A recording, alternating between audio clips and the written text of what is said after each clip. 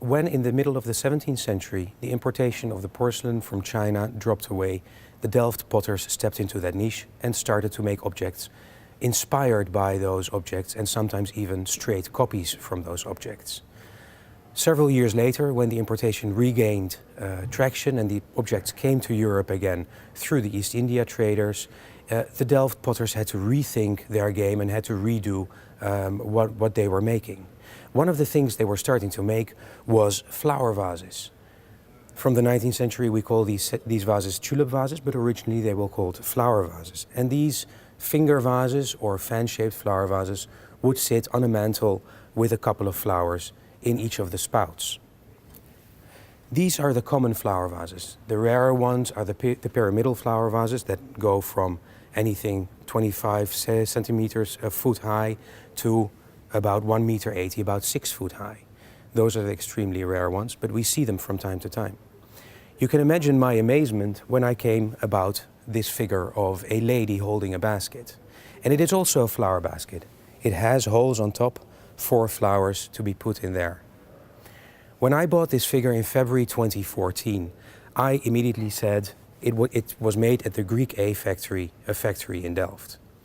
I said that based on the decoration on the base, the decoration of the way she is made up, and also that only the Greek A factory could have at that time probably made such a beautiful figure.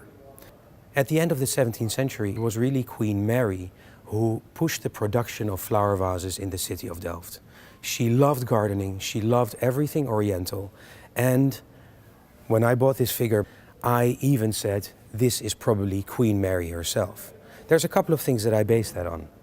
This lady is wearing her hair à la Fontaine, something that was really done in the English and French courts only.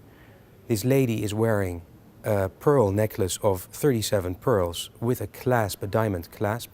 Usually in the end of the 17th century, they would have had a ribbon to tie the necklace in the back of the neck. She's wearing a Japanese coat. The Japanese coat was something that also was made of Indian silk, something that was only worn on the English court. And the way she stands very proudly, I said, this is Queen Mary, made at the Greek A factory. Well, there were some people that didn't agree with me and that said, listen, Robert, you can't prove anything. And I said, you're absolutely right.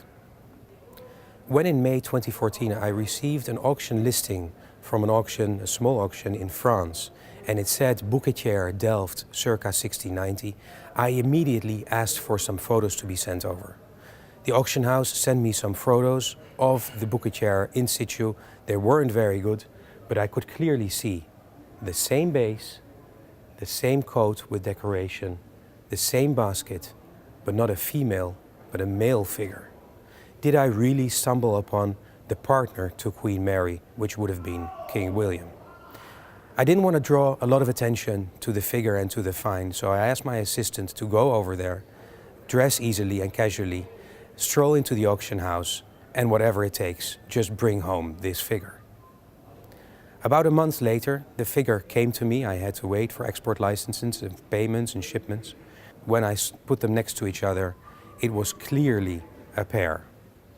Of course, I was super excited that it wasn't only a pair, that he was clearly identifiable as King William by the way his hair is, and mainly because of his Venetian cravat.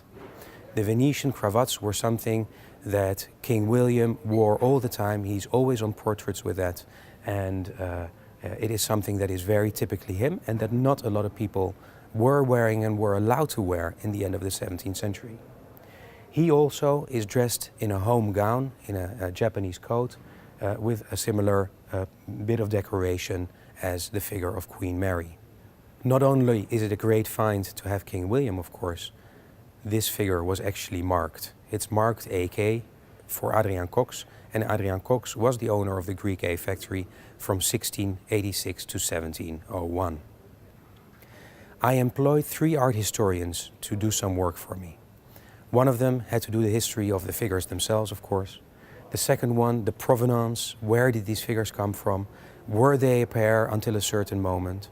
And the third one did some studies on the coats that they were wearing and the clothes at that time. I brought the figure to my restorer, and within a couple of days I got the phone call from the restorer that I actually had been waiting for. And she told me that this figure was restored in exactly the same manner as she was around the 1950s, with the same materials from England originally, in the exact way.